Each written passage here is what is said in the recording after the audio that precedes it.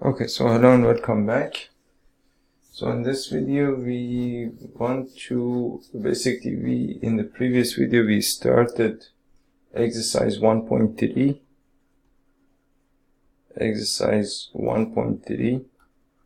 and in the previous video we did exercise number 1. As far as I can remember, we did exercise number 1. Now about exercise number 2, there is something which I don't understand really. At least right now I don't really understand it. You see, the problem here is that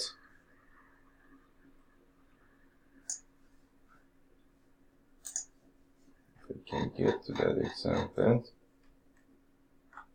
the problem here is that you want to prove that. So the question is, question number 2,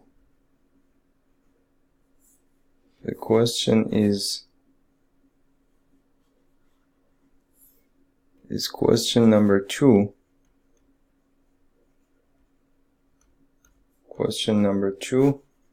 and that is basically let f, g, and h be functions from R to R.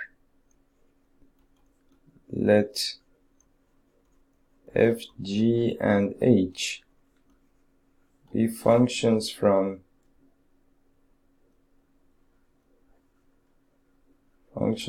R to R.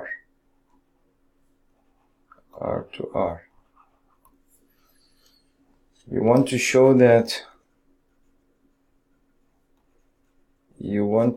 that number 1, f plus g of f plus g OH is equal to FOH plus GOH.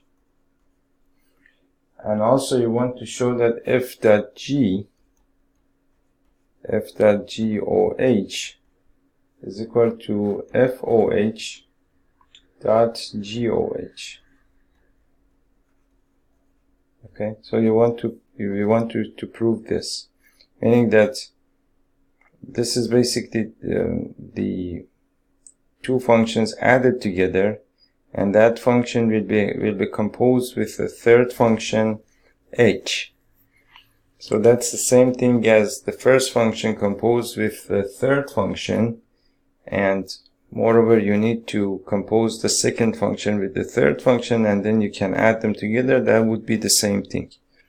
And this is the product of two functions composed with the third function, and that is equal to basically the first and the third function composed together, and the second and the third function composed together, and then the product of those two functions. Now in the solutions, as far as I can see here, there is a step that I don't understand. So to prove that basically f plus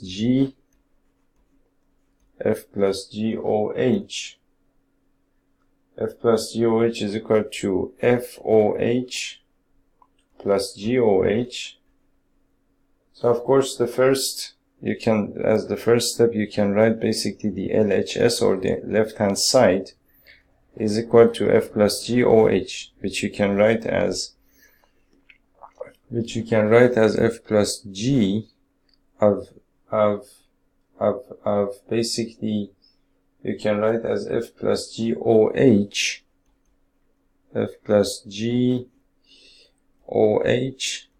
of x, of some input x. Basically we are assuming that the input to, for example, to h can be some variable x, for example. And then that is the same thing as basically f plus g of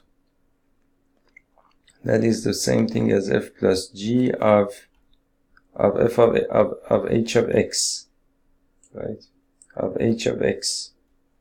That we understand, we have no problem with that. Now in this step, this has been written as Now I do remember that I have seen this somewhere. We must have proved this somewhere as far as I can remember, but I don't know where that was actually. And I actually looked for it. I couldn't find it really. So this has been written as f of h of x. This has been written as f of h of x plus g of h of x. Plus g of h of x. And then you can write this as f of h plus you can write this as f instead of f of h, you can write f composed with composed with h. You can write f composed with h and plus g composed with h, g composed with h of x, right? For all x basically belonging to R, you can say. And hence, based on that, you can say that f plus g o h is the same thing as basically f o h plus g o h, right? Now the problem that I have here is that this step, from when you get from this step to this step, I don't know based on what basically they're doing this, so that I cannot say anything about. But I just wanted to give you the solution, and if you happen to know where I have talked about, I know I have talked about this somewhere, or at least some variation of this thing. If you happen to know where I have talked about this, or if you happen to know why this thing is, you can also let me know. We will all be very grateful. Thank you. So the second part of this question is we want to prove that f dot g o h. We want to prove that f dot g o h is the same thing as f o h. F o h is the same thing as f o h dot, this is O, f o h dot g o h. Right? Now again the left hand side of this, is equal to f dot g o h, which you can write as f dot g o h of x, right? And that you can write as f dot g, that you can write as f dot g of h of x, right? And it seems that again the same step we have over here, and it seems that f of h, this thing, you can write it as f of h of x dot g of h of x. Again, I don't understand why that is, and so, which is the same thing as basically f o h dot g o h of x, and therefore you can say that f dot g o h is the same thing as f o h dot g o h. Okay, so that is that. So this was the question that I told you about again, this step, I don't understand it. If you happen to know why that is, please let us know. Thank you. Question number 3 is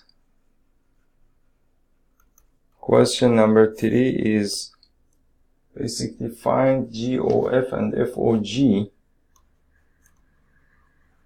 Find GOF and FOG if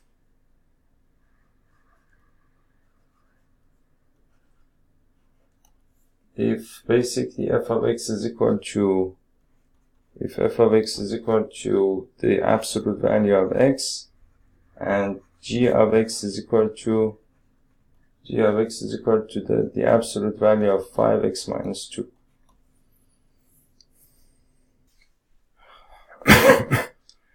Okay, so now to calculate GOF and FOG, so basically GOF in this case would be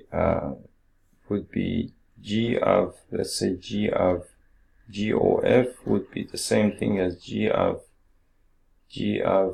f of x would be G of f of x, and that is equal to G of f of x. So basically you have the function g, and in the function g, wherever you see an x, you have to replace that by the whole function f of x. Now the function f of x is the absolute value of x. So that means that in the function g of x, wherever you see an x, you have to replace that by the absolute value of f of x. So that becomes the absolute value of 5 times the absolute value of x minus 2, and that is your function. And so the next one is FOG. FOG is the same thing as f of g of x. So now here what you need to do is that in function f of x, which is this function here, wherever you see an x, you have to replace that by the whole function g of x. So that becomes the square root, the absolute value of 5x minus 2, and then that becomes your function, which ultimately becomes the absolute value of 5x minus 2, because it doesn't matter how many times you take the absolute value of something, either you do it once or 1,000 times, it's going to be the same thing. So that is basically part 1 of this question. Now part 2 of this question is basically your f of x is equal to 8x cubed, and your g of x is equal to x raised to the power 1/3. X raised to the power 1/3 is, by the way, also the same thing as the cube root of x. And if you have, for example, x raised to the power 2/3, that is the same thing as the cube root of x squared. If you have the x raised to the power 5/3, that's the same thing as the cube root of x raised to the power 5, and so on and so forth.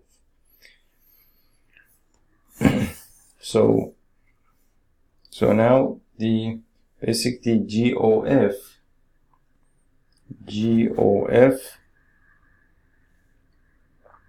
is basically the same thing as G of f of x, which is the same thing as basically in function g, wherever you see an x, you have to replace that by the function f of x, which means that it becomes 8x cubed all raised to the power 1/3, which is the same thing as 8 raised to the power 1/3 times x cubed raised to the power 1/3.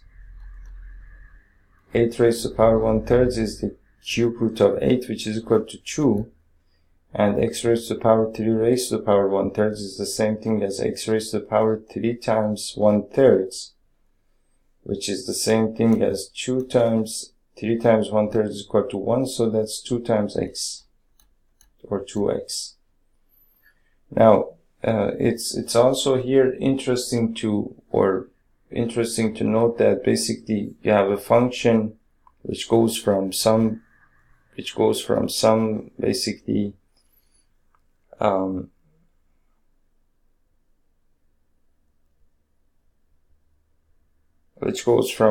some domain to some codomain.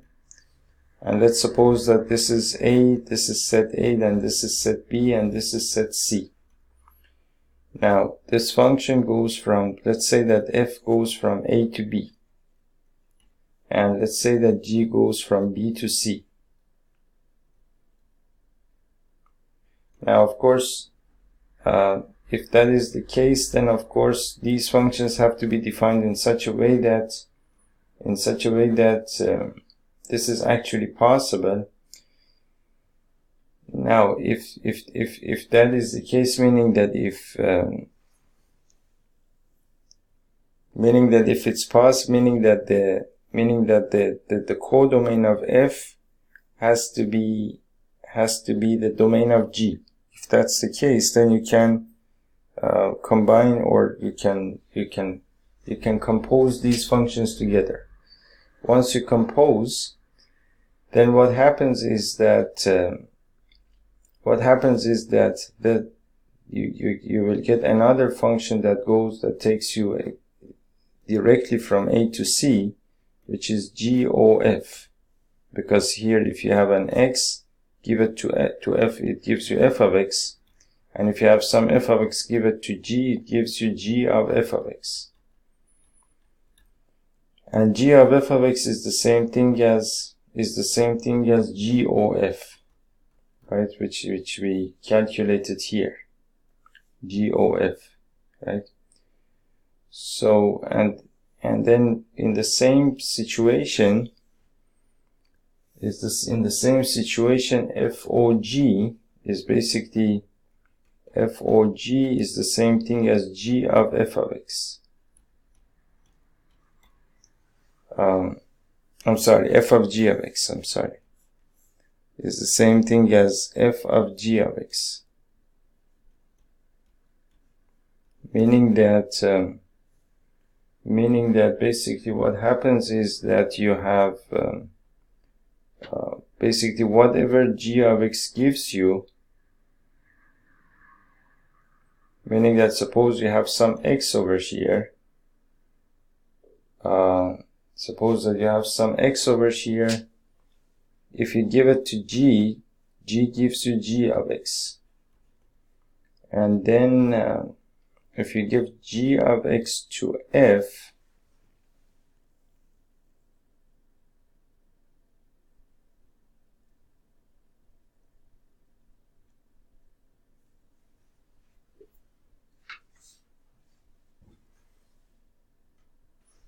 now in order to be able to visualize what is the meaning of f of g, I think the only way that you can do it is that you can basically apply the function g first and then f second, and then that way I suppose you can do it. Because suppose that, one way that you can do it is that to get f of g is that suppose that you have some set A over here and some set B over here and some set C, and suppose that you have this function g over here and this function f over here, and then this function is going to give you basically, if you have some x over here, g gives you g of x, and apply that to basically give that to f, f gives you f of g of x. And so the function that takes you from here basically directly to here is going to be f of g of x, which is equal to FOG. That's how I would think about this.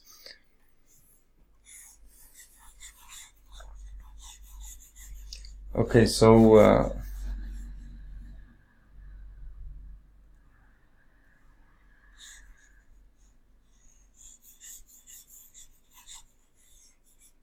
then the next thing that we have here is, so basically the example that we had was f of x is equal to 8x cubed, and g of x is equal to the cube root of x, and g of was 2x. Now basically FOG in this case would be equal to f of g of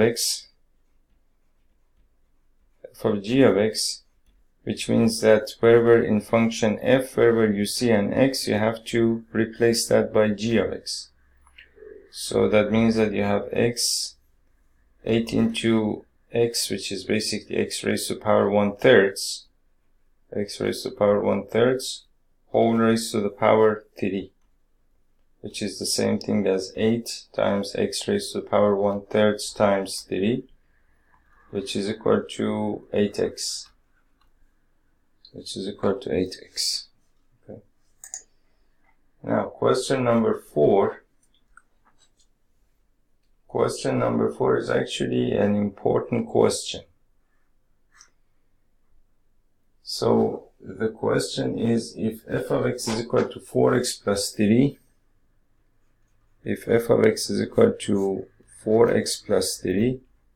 divided by 6x minus 4, x not equal to 2/3. Okay. We want to show that f of x is equal to x. We want to show that f of x is equal to x for all x not equal to 2/3. For all x not equal to 2/3, and find also the inverse of f. So what basically the question that we want to answer, we want to show that f of x is equal to x. Now f of x is equal to this function, right? Now f of x is equal to this function. You can see that, and this is a rational function, of course. Now you can see that if I calculate f of x, that is the same thing as f of x. Meaning that in f of x, wherever I see an x, I replace that with f of x. So I have 4 times 4x plus 3 divided by 6x minus 4, right, plus 3, and over here I have 6 times, again the function f, which is 4x plus 3 divided by 6x minus 4, and subtract from that a 4. That gives me, so what I can do is that I can take a 2 out here. So I write that as 4 times 4x plus 3, and denominator take a 2 out, that becomes 3x minus 2 plus 3, and then over here I write this as 6 times 4x plus 3 divided by 2 times 3x minus 2 minus 4, and then I can simplify this and simplify this, and then what I can do is that write this as take LCM as basically 3x minus 2, and that becomes 2 times 4x equal to 8x plus 6, and then 3 times this 3 times in the denominator becomes plus 9x minus 6. The denominator becomes 3x minus 2, and then 3 times 4x plus 3 becomes 12x plus 9. Negative 4 times these two terms, so negative 12x, and negative 4 times, again you have to multiply the negative for each term, so negative 4 times negative 2 is equal to positive 8. And then the denominators are the same, so I cancel them out. And this is the same thing as basically 17x, and this you can cancel out. And over here you have these two you can cancel out. 8 plus 9 is equal to 17, which is equal to x. So as you can say, f of x, which is equal to FOF of x, is equal to x. For all x not equal to 2/3. Now that means that what that means is that you can say that FOF is equal to I of x, right? Because well, x is basically, where do you get your x's? Your x comes from the domain of the function. So you can see that this function, whatever x I give to this function FOF, it's giving me the same back. So that means that you can say that FOF is the identity function,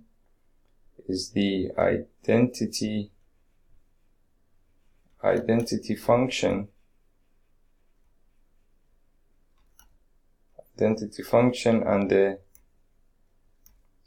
domain of f, or basically on the domain of f, or on the domain of f, whatever that might be. You can call it x, we can call it whatever that is. Now what's interesting here is that if you find the inverse of this function, let's try to find the inverse of the function. We said that the function was f of x is equal to 4x plus 3 divided by 6x minus 4 for all x's not equal to 2/3, right? So to find the inverse of this function, I equate f of x as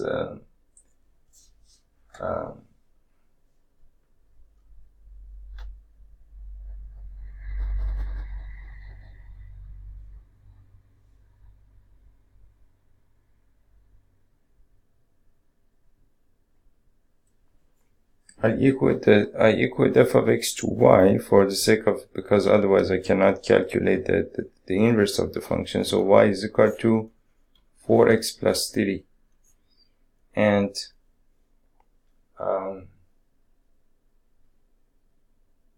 then basically over here I have 6x minus 4.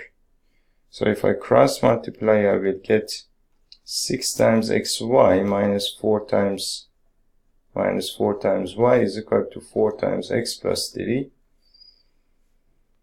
And now you need to find x in terms of y. So to find x in terms of y, I write 6xy and bring this to the other side, meaning that I write negative 4x. Take this to the other side, positive 4y plus 3, and take an x out here because I want to calculate x in terms of y. So x times 6y minus 4 is equal to 4y plus 3, or x is equal to basically 4y plus 3, 4y plus 3 over 6y minus 4. Which means that basically which means that basically every x in this function is equal to this expression, this whole expression. So what that means is that all x's, and what that means is that basically you can say that f of y, you can say that f of 4y plus 3 over 6y minus 4 is going to be equal to y, because this is the inverse of the function, and then if you input this into the function, it's going to give you a y. So what you can see is that if basically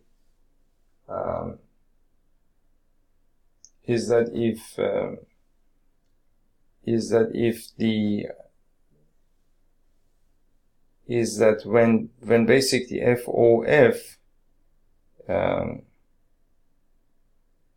I don't really know how to talk about this to be mathematically correct, but what I want to say is that I want you to pay attention to the situation.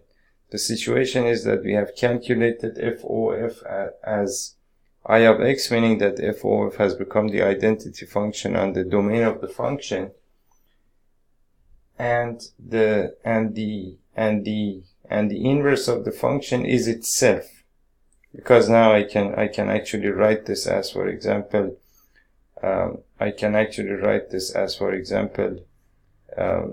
f of x, for example, is equal to 4x plus 3. 4x plus 3, I can choose any variables that I want, over 6x minus 4, which is actually the function that I started with, right? Which means that what I want you to see here is that basically the FOF in this case has become the identity function on the domain of x, and the inverse of the function is itself, right? So that's basically what's interesting about this example. But of course you need to pay attention to the fact that I didn't make any conclusions here, meaning that I didn't say that, for example, if FOF is equal to I of x, then the inverse of the function is going to be itself, or if the inverse of the function is itself, then FOF is going to be equal to I of x. I didn't make any conclusions. I just showed you the situation. If you want to know, for example, if that's true, or basically whichever statement is true generally in the case of functions, then you have to investigate that and then prove it for yourself. Otherwise, I cannot just simply make some conclusions based on some example. Or meaning that if you want to know that, then you have to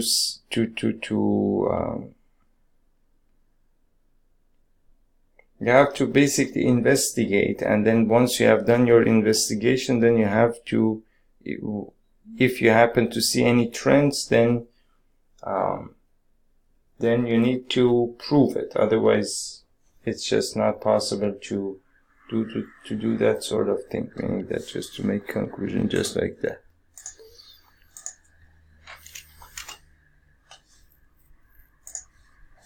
Okay. So now the next question that we have is question number 5. Question number 5 is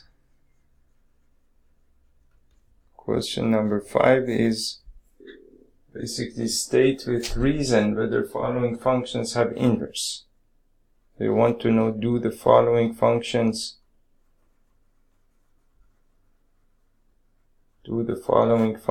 have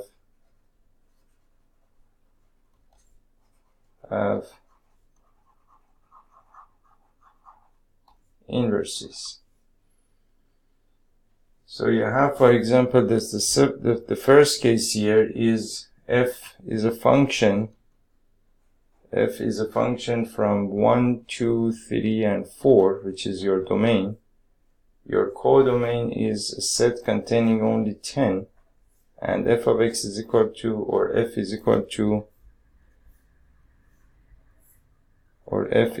to this set containing 1, 10, and then you have 2, 10, and then you have 3, 10, and then you have 4, 10. Right? So in this case, as you can see, you have, this is your domain, this is your codomain. So you have 1, 2, 3, and 4, and you have another set over here which contains only 10, and then 1 is mapped to this, 2 is mapped to this, 3 is mapped to this, and 4 is mapped to this, meaning that f of 1 is equal to 10, f of 2 is equal to 10, f of 3 is equal, and this is f, of course, f of 3 is equal to 10, and f of 4 is equal to 10. So of course the function is f is onto, or basically, or surjective. F is onto or surjective. There is no problem with being surjective because all the members of the codomain of the function is the image of some element in the domain of the function. There is no problem with that.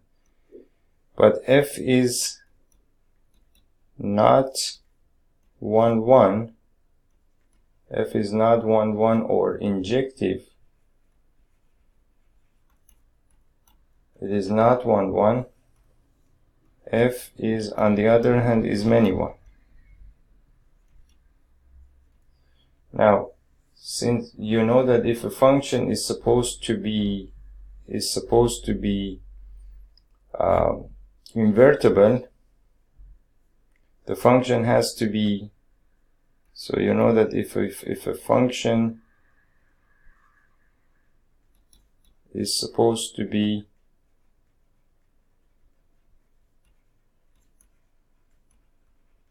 invertible, let me see the exact statement here.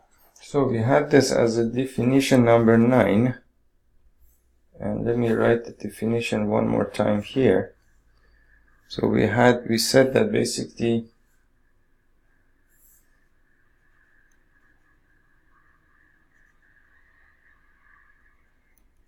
definition 9, we said that function f from x to y, function f from x to y is defined to be invertible,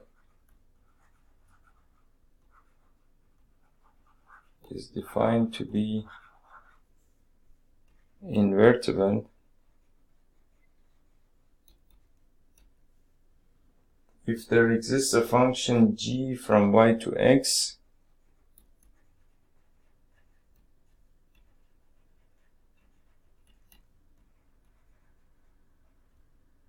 a function g from y to x such that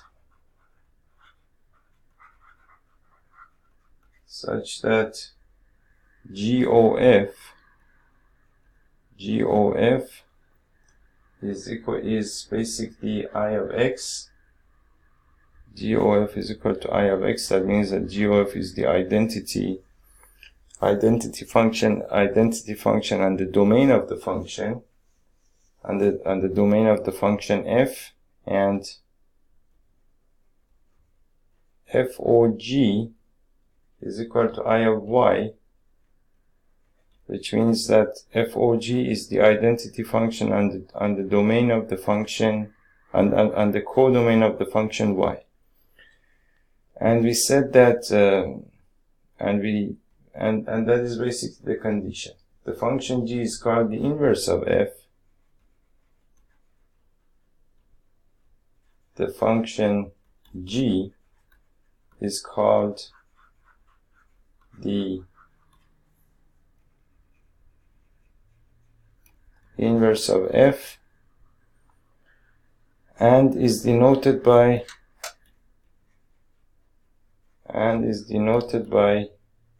f inverse, right?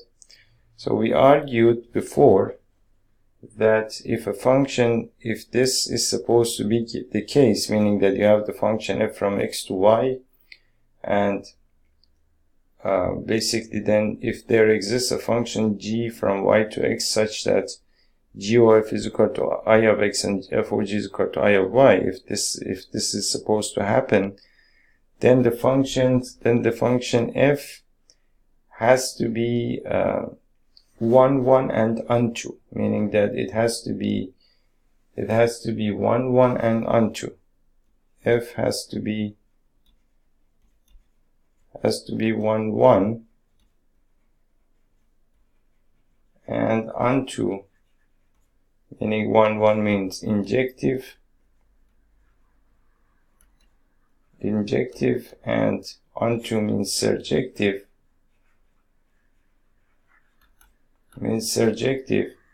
And if that is the case, if f is 1, 1 and unto, that means that f is bijective. That means that f is bijective. So we said that f has to be 1, 1 and unto.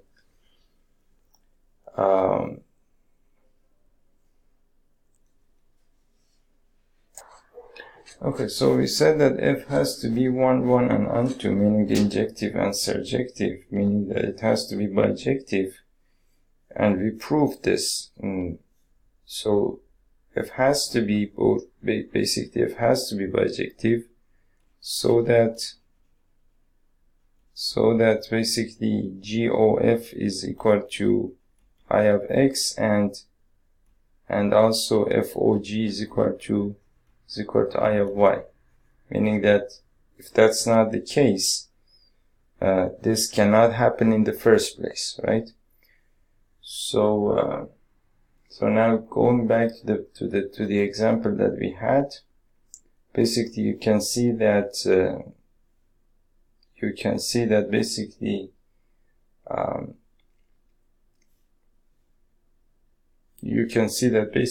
f is unto, it is surjective, but it's not 1, 1. It is not injective. It is many 1.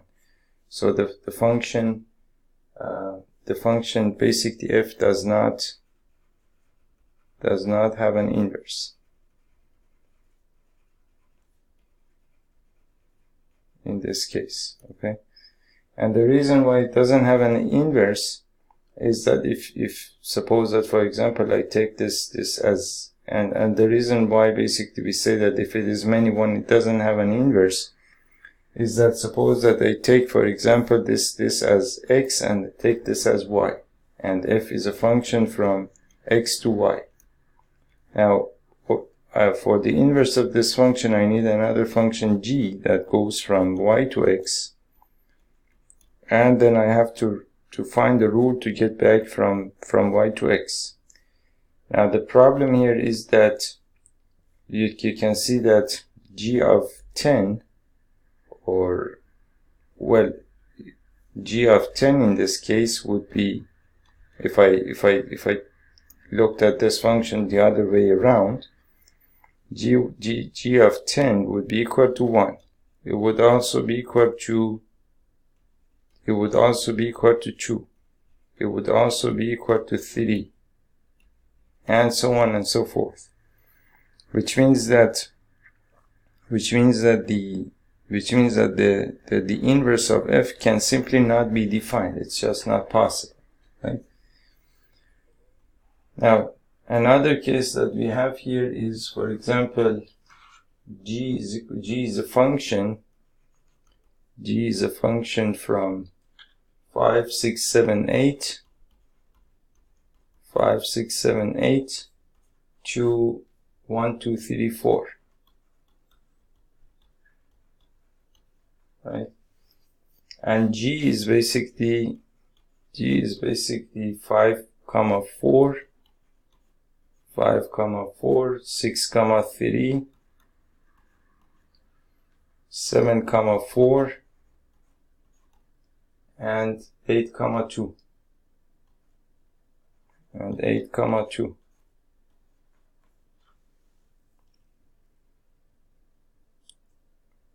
I think I made a mistake here. Right, no, I didn't make any mistakes. Okay, so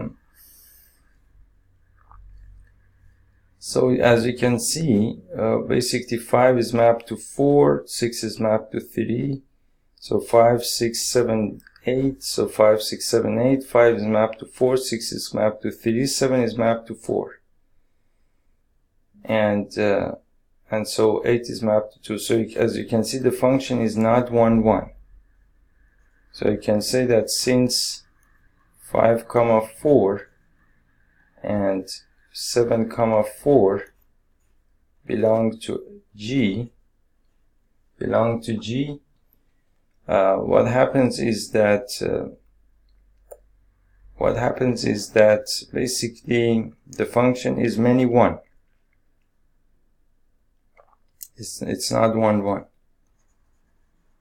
Therefore G is many 1, right? And also 4, 3, 4, 2, so 2, 3, and 4, and also G is not surjective.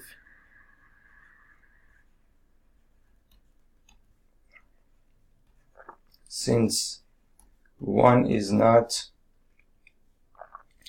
one belonging to the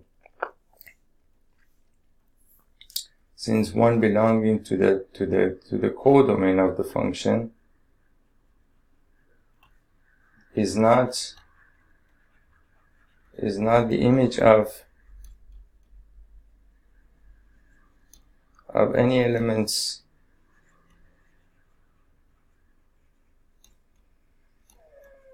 in the domain of the function, in the domain of G. So basically G is not 1, 1. It's not unto, and therefore G does not have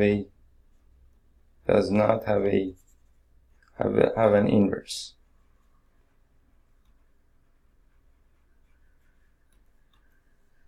So that was question number 2.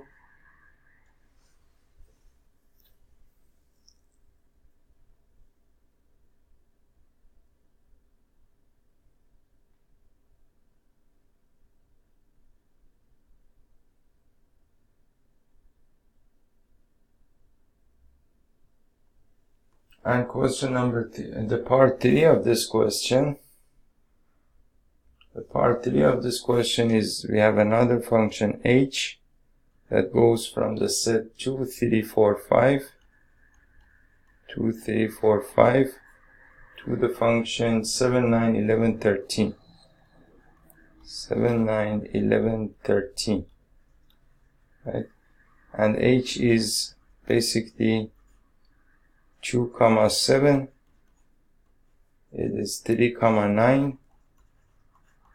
It is 4, 11. It is 5, 13. So 2, 3, 4, 5. So all of the elements over here are covered. 7, 9, 11, 13. All of the elements here are covered. And well, 2 is mapped to 7, 3 is mapped to 9, 4 is mapped to 11, 5 is mapped to 13.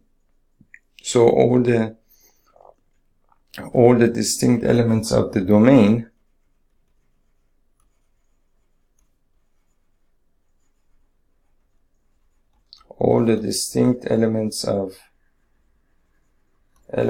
the domain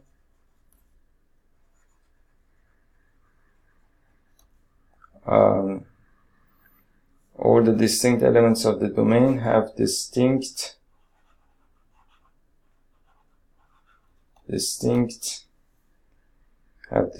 images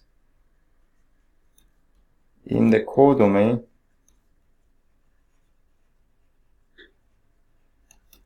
Therefore H is 1, 1. Therefore H is 1, 1. Moreover, all the elements of the codomain,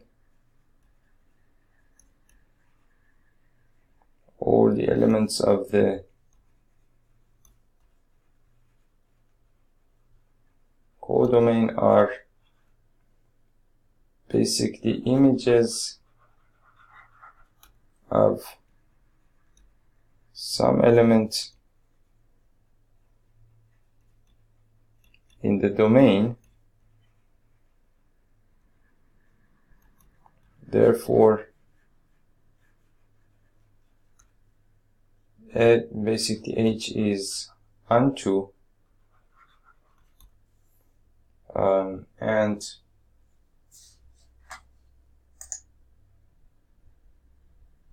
so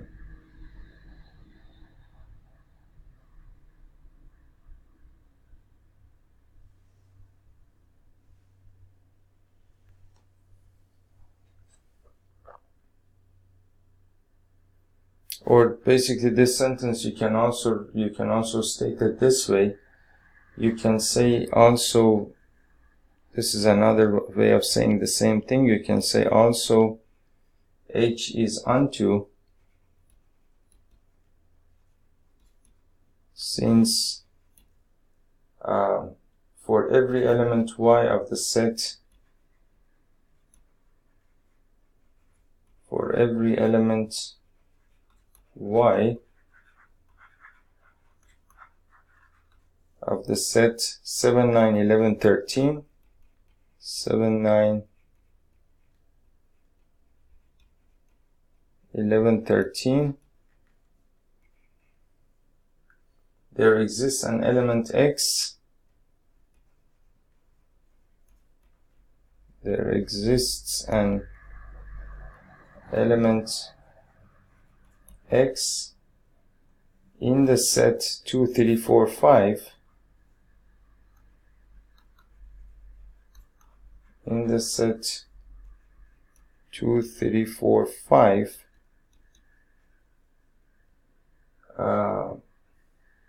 such that H of X is equal to Y. Such that H of X is equal to Y. Therefore, H is 1, 1 and onto. Hence, H has an inverse. Hence, H has an inverse.